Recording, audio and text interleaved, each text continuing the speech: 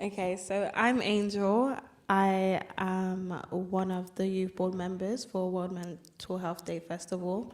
I'm also a peer outreach worker and a business admin apprentice in the GLA. So we're going to start with Isaac. Could you please introduce yourself? Sure thing. Hi, my name is Isaac Ouro-Gnao. I'm a multidisciplinary artist and journalist, but I work in dance, poetry and visual arts. Hello, I'm Emerald. I'm a DJ, a broadcast journalist, a presenter, and I do some other bits in music as well, where I do some music consultancy and some A&R. But yeah, that's me. Hi guys, my name is Krysta Saryha. I am one of the people repping a youth charity called Reaching Higher, but in my spare time I would love to dance and I like to act and I like writing poetry and baking cakes. There's so many things. I love that. Hi, everyone. My name is Winnie Ogwang. I'm a co-founder at Living Proof, and we're a youth-led consultancy where we believe anything that is about young people and created for young people should have young people in that design and innovation process. So we help put together World Mental Health Day with Angel and 5 of the youth board members and the peer outreach workers at the GLA, and we're honoured to be involved.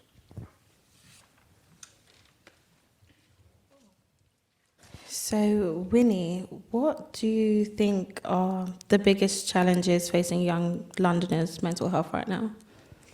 Yeah, I mean, we spent weeks asking that question to you and each other before we put on this festival. And the theme came out of that shared challenge, which is access to services and access to information.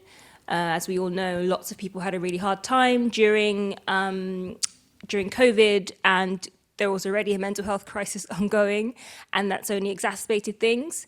And we know that the NHS is stretched. And so we know that there are lots and lots of young people who require support and maybe don't feel like they can access support or don't know where to get support. So we put together this whole festival to try and equip young people with the tools and skills, but also maybe some organizations that might be able to support them and also to meet each other. So much of what happened during COVID was life got insular and smaller. And one of the things I think you might have said, actually, Angel, if I'm remembering correctly, was there's not a lot of spaces where young people get to be in person with each other anymore, unless you're paying for something, which, again, it shrinks that space for connection, which is so important to mental health. So we hope that today is an opportunity for young people to meet each other, to find new relationships, new friendships, new tools, new ways of thinking about mental health. But it's not, we know it's not a silver bullet. We know this isn't a fix. It's just the beginning. And so what we talked about as well is how can we make this the start of a journey we can be on together, knowing it's not sufficient, but it's the beginning of a promise to each other. Definitely. So, Krysta, how has Reaching Higher supported your mental health? For me, it's just that I've been going to Reaching Higher for like a years now, and I trust. And the staff there is very wonderful. They will make you welcome no matter what gender, race, religion you are, because when you're at Reaching Higher, you feel accepted and appreciated for what you do and like what your morals and values are. But obviously, like with my life, I have been through a lot, but they always came through every single time, and they understand me as a person, because I got told that I am seen as intimidating because I have a screw face in public. So every time people will try to come up to me, they'll be like, Krysta, you look like the angry black girl, but you're actually a nice person. And I'm like, I'm not trying to sound cliche and cheesy at the same time, but don't judge a book by its cover. Like, you don't know people's story. Even like when you look at people in public, you would make your assumptions, but you never know until you actually take the time out to get to know them. Thank you. Hi, Emerald. Hi. Hey, how do you look after your mental health whilst managing a busy work schedule, particularly during busy periods like festival seasons? How do I? This is something that I'm still working on the answer to that question. my mental health has been quite savagely affected by having such a busy work schedule and just the nature of the business that I'm in. A lot of the time I say I'm DJing and I'm not DJing till 4 o'clock in the morning, for example. So my sleep schedule's all over the place. It's a very front-facing job that I have as well. So a lot of it is based on perception of your personality and what you look like and who you are. I always use this expression as well, I've been using quite a lot lately, is that like sometimes I realise is that I'm living in a virtual world for my entire week until I'm actually out doing a gig and interacting with people. So really, like Monday to Friday, if I'm working at home all week, I don't actually speak to that many people face to face, and everything that I've been doing exists online. So it's an incredibly lonely job, which people don't think it is. People think, it's such a social job, and yeah, it is, but for like a few hours, really. And it's within a lifestyle that is also surrounded by drugs and alcohol a lot. So addiction is something that often comes up within talking about mental health around that. So managing my mental health within that stratosphere is something that I am still working on. I've just currently gone back on antidepressants for the second time. I'm looking for my third therapist right now. And I think it's something that changes as you get older as well, because going in and out of therapy and going on medication and coming off medication and then, managing it however you do, your state of mind changes as you get older. And this has been throughout my entire 20s. I'm about to turn 30 now. So it's been a journey throughout that. And I've managed it differently at different stages throughout my 20s. Counselling has been something that's been really, really helpful for me. The first time I did CBT, which is cognitive behavioural therapy, which I found very useful because it was like a very hands-on, methodical way of dealing with anxiety mostly. And now I am, the second time was more of a talking therapy, one-on-one with a therapist, which I found really good because it was getting to the root of issues that had developed and manifested throughout my whole life. And now I'm kind of interested in looking at a different kind of therapy to see how maybe that could change things for me. But counselling is 100% a really, really important tool, and is something that I think needs to be a hell of a lot more accessible. I waited for 9 months the first time I did CBT. I was on a 9-month waiting list, which is why I went on antidepressants in the first place. Which, by the way, I have no qualms about antidepressants. I'm a full supporter of it, but it is patch therapy. It's not something, I think it's something that shouldn't be a long-term solution. It's definitely a patch therapy thing, but it's very useful for people who are in dire need of release and relief. Relief, not release. I mean, maybe. So those kind of things. And also my support network. I've built a really incredible support network of friends, and my family also, but my friends, and as I've got older, I think as you get older generally and you go towards your 30s, you do really realise which of those friendships are super valuable to you and people who accept you fully and you can feel your vulnerable self around without feeling like you have to hide anything or hold anything back. So holding on to those friendships, some of them I've only made in the past couple of years, but they're some of the most precious friendships that I've ever had. So that's really important too. And also physical health.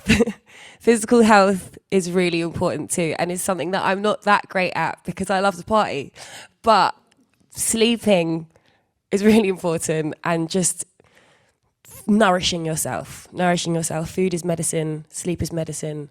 And it sounds really basic and really obvious, but as you get closer to 30, you really feel it, and it does really affect how your brain responds. So yeah, long story, but that's how I manage my mental health, being in the industry that I work in. Isaac, how has your lived experience inspired your creative practice as a dancer, poet, and visual artist? It's a very loaded question. There's a lot going on there. So my lived experience in a nutshell is, so you have your normal, maybe that's not the word. So you have your usual, most frequent things like depression, anxiety, etc. But I have a background of sexual trauma as well. And learning to deal with that was quite important for me in order to manage my mental health. And part of that is channeling it through the arts. I'm a huge advocate for using arts as a form of therapeutic process with therapy or with medication, but I think that is downplayed a lot, how much just music or art or painting or dance has a huge significant part to do with our day-to-day. So with me, for my own lived experience, with dance, I make theatre. I'm a theatre maker as well, dance theatre, as well as plays. So I try to navigate my own experience and try to create a conversation with others through my work.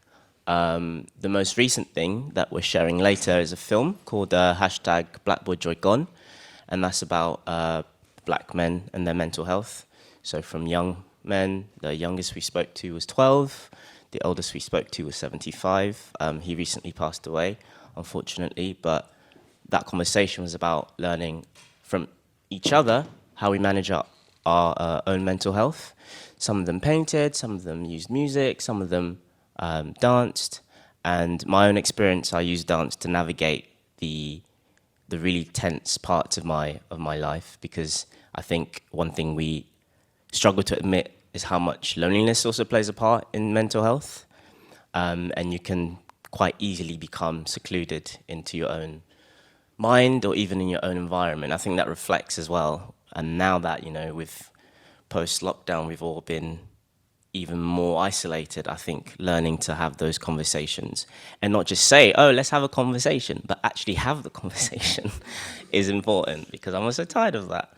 Yeah, let's talk about it. What do you want to talk about? Are you okay? Kind of thing. But actually going in the depths of it is really important. So I think that's something really important that we try to do with the film. The co-directors here, actually, Corel, and we kind of sat face to face with each participant and really opened up and really had that conversation. How do you manage your mental health? This is how I manage my mental health. And there's something really important from learning from someone who's 30 years older than you to someone who's younger than you also. So I think that's how art connected us, and I think that's how art connects for me as well. But yeah, using dance to kind of use it as a therapeutic process to work through loneliness, anxiety, depression, all of that, as well as what you would be prescribed, for me was really important. Are there any particular times that your mental health has dipped and you've come back from that you can share with us? Yeah, just summer.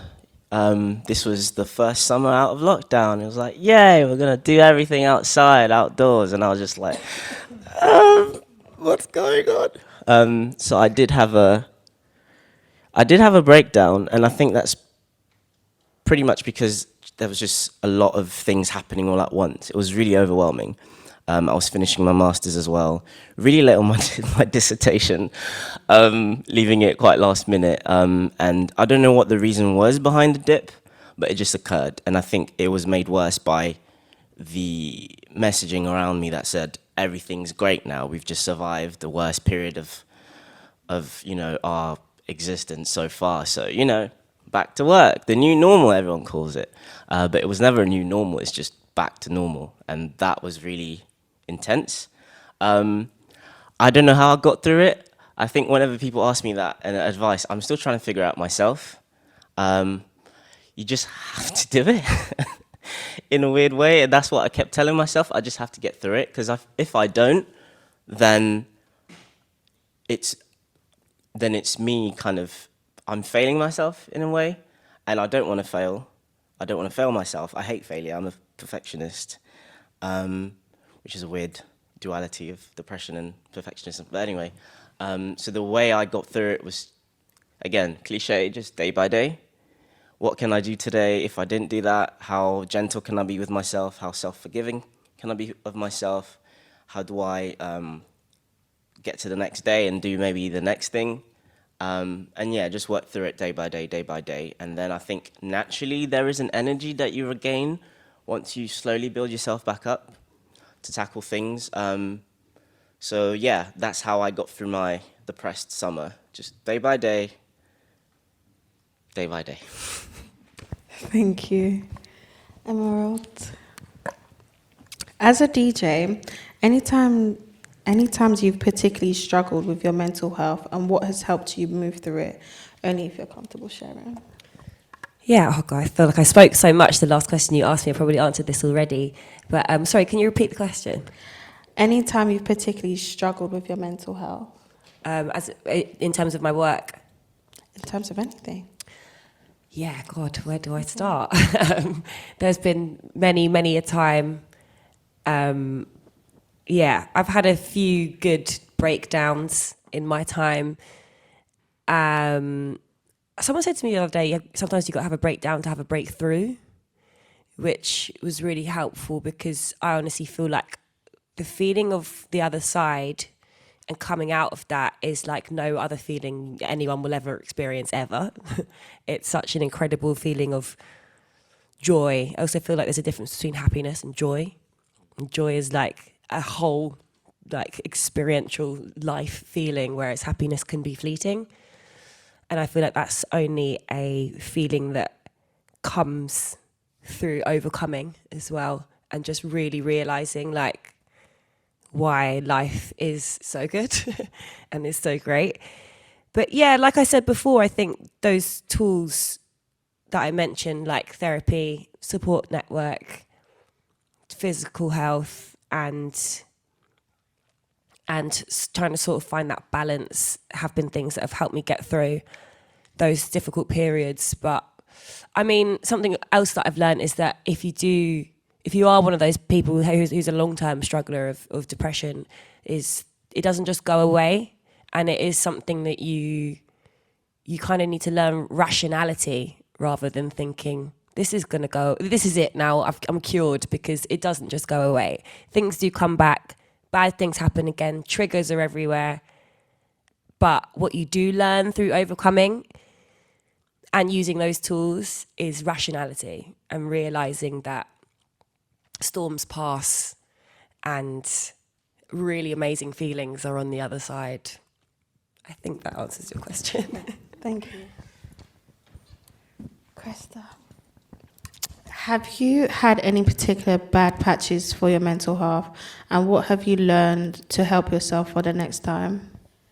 Okay, this one I'm going to tell you, it's a bit serious than what usually people say. Like, people would say, like, oh, I had a minor inconvenience, but the most memorable one, I would have to say earlier on the year, unfortunately, my mum passed away. So it was just kind of like, raw. My number one best friend left me here with my sisters, and I have two elder sisters, so they're kind of like a B-Tech second mother to me. They're always on to me. They're like, Krysta, do you have any work shifts coming up this week? Oh, Krysta, did you do this? Did you do that? And it gets so stressful living in a house with other females, because sometimes we'll be chasing to the shower like, all right, who's going in the shower first? Who's going last? But I was actually coping all right. It was just like I kind of kept to myself, but Reach and I did definitely helped me out, because we organised a few events, such as on my mum's birthday, we organised this charity walk to raise a bit of money for the funeral. And there was like certain spots that my mum liked going to when she was alive. So the first spot was this bar with a DJ, and she liked to go in there with her friends because they were playing like the old school 90s R&B and everything. So she would go down there every week like, ooh, night out. But yeah, there were so many people there, family and friends. And then this core memory is that I looked outside the window, every single staff member of Reach and I was coming down in the line with a lot of emerald balloons. And obviously, one of my sisters actually work at Reaching Higher as well, so she wasn't expecting it. And we was just there like, oh, they actually came down. And even some of them turned up to my mum's funeral, and we had a very great time. What else? Can you repeat your question just to make sure I answered it? Have you had any particular bad patches for your mental health, and what have you learned to help yourself for the next time? Okay, to answer the second part of the question, I learned to how to be kind to myself, because I'm the type of girl to be like, Krysta, you got to be on game, you got to be on top of what you're doing. And if one minor thing goes wrong, then I would get so annoyed at myself, but I will bottle it up so I don't try to take it out on anyone near me. But I learned to, if you're ever feeling something, always put it into your craft and perfect it. Yeah, I go to Reach and I, but I love to dance. Even at house, I'm chilling. Sometimes I vent out I express myself through dance. If I'm mad, I would just stomp around the house. Sorry, that sounded ridiculous, but yeah. Or I try to be gentle and very, very calm as well, because I like to go out on late night walks. It's just me, myself and I'll listen to any kind of music, put it on high volume. Obviously, I will be careful on the road because it's not easy for us females to be out here. And I live in South London, so it doesn't make it any better for me. But yeah, and sometimes I always think of this quote. Whenever I see someone annoyed, I'll be like, go touch some grass, breathe air, do what you want, man. And what I definitely learned is you have to do things for yourself, and sometimes you have to say, I validate myself, and that is enough. I don't care what you think. You do your thing, I'm gonna do my thing, period. So yeah. Hi, Winnie. If you are comfortable, tell us about a time you struggled with your mental health and what helped you overcome it. Yeah, I think similar to lots of people on the panel, I've been on a journey with my mental health since my late teens. And so it's sometimes hard to think of discrete moments because it's always a journey. Every day is, you never really there's no guarantee of how you might wake up or what you might face and how that might shift how you feel in your body and in your mind. I think the most recent one was probably in the past year and a half. So we founded Living Proof as a business 2 years ago. And the whole purpose behind it was finding young people like you, Angel, who we believe in your creativity and your talent, and finding ways for organizations and businesses to put you at the forefront and give you decision-making power. And that felt good and virtuous and like I was doing good work, and I was so proud of that.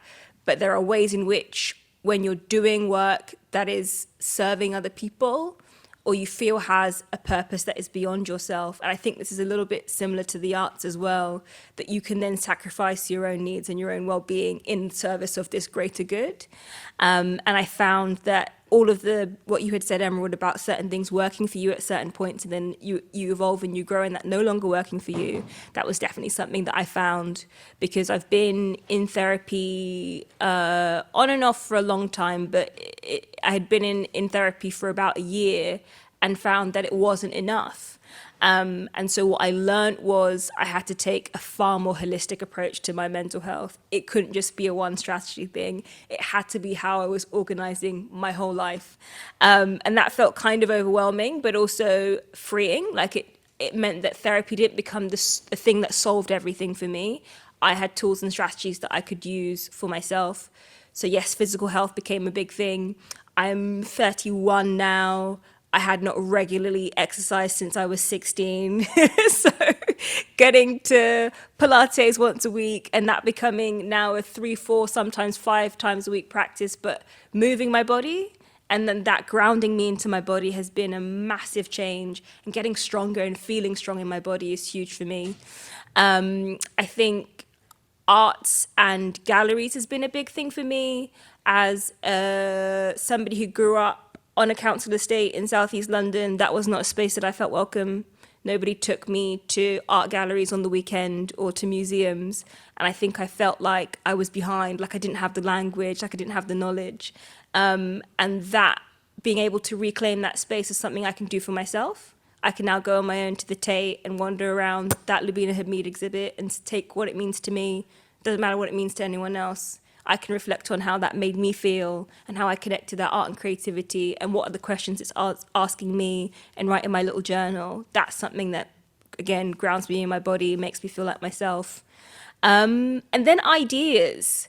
I think so much of how we've thought about Living Proof is, what is this like vision for young people, and what is our vision for how we can support young people, and what's the mission that we and how we do that. But also just playing with ideas. And that means like sometimes reading psychology and sometimes reading philosophy, and like, again, things that I didn't really feel connected to because nobody taught me these things. Nobody gave me, like, I wasn't growing up like with Socrates on the shelf in my house. My mum wouldn't know what that is, but like that's been something that, like, even not in those formal ways, I've been able to start thinking about and playing with, and that's been really nice. And then last, just like, honestly, reclaiming the Saturday night, I'm going to go out and dance with my friends. That is like my release. Saturday, it's usually me, my co-founder Mims, who you'll see running around, sometimes Rosie, running around somewhere and just dancing. And dancing and that freedom and that joy and that feeling you get like when you're just like amongst a group of people and someone like Emerald like drops in that song that you've been listening to and the whole crowd erupts, that is my joy. And I think, yeah, like, I'll be honest, getting to this age, I've watched lots of friends branch off in different ways. Like, some of them are now getting married and having kids. And I'm reclaiming my Saturday night dance. That's what I need. That's my joy. That's my happiness. And I think, doing whatever is good for your well-being, and also finding people who are in similar spaces to you, growing new friendships has been really great as well. So, I think I still have friends I've had since I was 12, friends I've had since I was 18, friends I've had since I was 22, but meeting people who know me now in this context. And so you don't think of me as that 22-year-old, you think of me as the version of me that exists today, and how that helps me to frame myself has been an extraordinary gift. So yeah, nurturing friendships as well has been a big thing too. Thank you. When it comes to your mental health, what is one thing you couldn't live without? Ooh, probably therapy. I think therapy is always going to be the space for me where I organize my thoughts, and having that space crafted has been extraordinarily helpful for me. Finding a therapist when I went to find a therapist this time around, I specifically sought somebody who was a Black woman because I didn't want to have to explain my identity to anybody. And I wanted her to be old enough so she had wisdom, but not too old so she didn't get everything that I was talking about. So she's like maybe like 10 years older than me, I think. And like there's still some things that are like I'm having to explain, but she gets things and she reflects things back to me. And she's like, Winnie, do you know that you're experiencing a microaggression when you're in that space? Or do you understand how you might be perceived versus how other people might be perceived in that space? And that's been a real gift.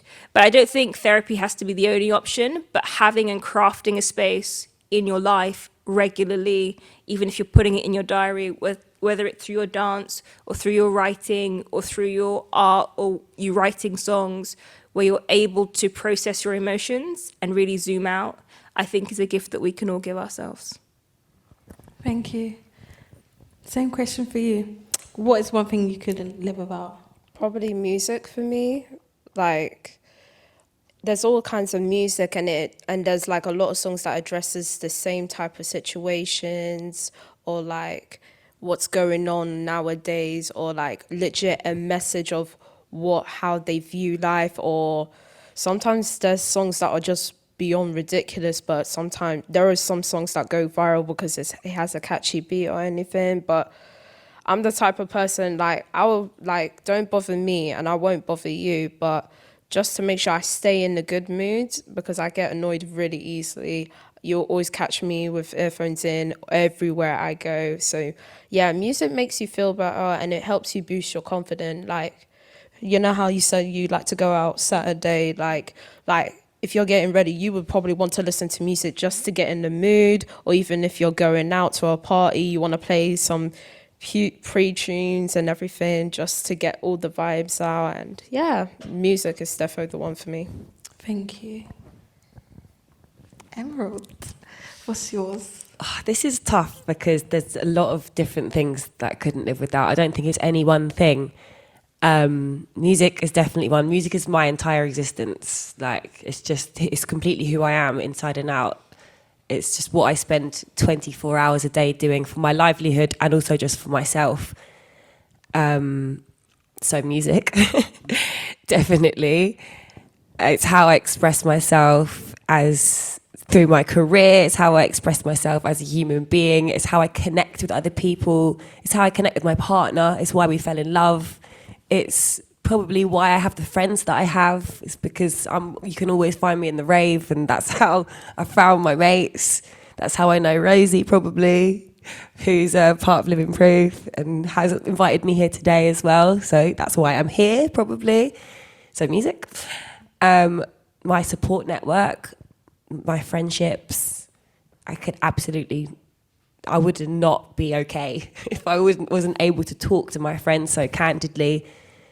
That's a tool that I really learned as well with panic attacks, which I used to suffer so badly from regularly, like every week, sometimes twice a week, crippling panic attacks. And sometimes when you have that like pre-panic attack where you know you're spiraling and you're having those cyclical thought patterns and you're getting more and more wound up and you can feel that tightness coming. Sometimes if I say to somebody else, one of my mates who really understands that feeling, I'm like, can you help me talk out an anxiety thing quickly? And they're like, right, okay, tell me exactly what's happening in your mind. And you can say exactly what your thought patterns are without it actually being a rational thought, but just being like, this is the sentence that's going through my head. And then once you talk it or write it, sometimes your rational brain can look back at it and be like, that's ridiculous. Like, what do you mean? That's so silly. Not to like, to criticize yourself, but sometimes just sort of like a problem shared is a problem halved, another cliche for you, but it really, really is. And sometimes when you talk out that feeling or you write down that feeling and then you can look at it, you can, like you say, zoom out. It's such an effective tool, and it can suddenly everything sort of slows down and you can suddenly look and sometimes even laugh at yourself, So my support network, definitely. And there was one other thing that I thought that I can't live without. 100% therapy. I really would like to know how you found your therapist as well, because sounds like you nailed it on that one. But the last therapist I had, I chose through like a forum of therapists who are all black and brown people. I chose a therapist who was from mixed heritage as well, because it's a very specific identity thing that, so that was important for me. I wanted my therapist to be female. Although my first therapist was male, which I enjoyed that kind of contrast but long term, I think I need somebody who understands my hormones a little bit more. So yeah, I think having a therapist that's kind of tailored to what you need is a really important thing, and is something that I am looking for again now. So I think that's something that is going to be really important for me. And yeah, I think those are the big three for me. Thank you. Same question. What's one thing you can live without? One thing. Everyone said several things, so I'm gonna go with the consensus and say two things. I think for me, dance. I've never had a good experience with therapy. For me, it was always quite shallow, or it brought me to the edge of like something needing more depth, and then that was it. So okay, see you, bye. Have a nice time. So for me, kind of having a non-verbal way of expressing was quite important, because for me, there was only so much I can talk without being misunderstood or explaining yourself over and over again. And I think even though there was identity similarities, there was still that gap. So sometimes you just don't need to say anything, but not in the destructive and negative way, but in a way that you're still using your physical body to express, whether it's dancing Saturday nights or, stomping around the house. I do that as well. There is something about physicalizing emotion that is so, so, so important. And for me, I use that a lot. And how that's channeled, whether it's through dance, theatre, or film, is like the next stage, which for me is connection. So community is so important, whether virtual or physical, because I think I don't want to over-rely on one thing too much, because I rely a lot on intuition nowadays. Sometimes I want to be around people, and sometimes I don't, and that's okay. But also realizing that I still have a community I can lean on for support virtually, and then when I have that extroverted energy to be in a physical space is quite important as well. So yeah, learning how to balance that was quite important for me. So I would say the things I can't live without is that form of non-verbal expression in dance and community, because sometimes I think accountability for me is so important, and I've surrounded myself with people who can hold me accountable, but also hold me accountable when I'm completely relying on their accountability. Like, I can't do it myself. I need someone else to motivate me. I think sometimes you can get into that danger zone where you're just relying on other people to do things that you need to be in charge of yourself. So having that community that can be that responsive of, actually, I'll give you grace. You're struggling. This is what you need. Or, you know what? Get a grip. Sometimes you need to hear that as well. So yeah, dance and community, I would say. Thank you. I want to say thank you to my panelists, and if anyone has any questions for me or the audience.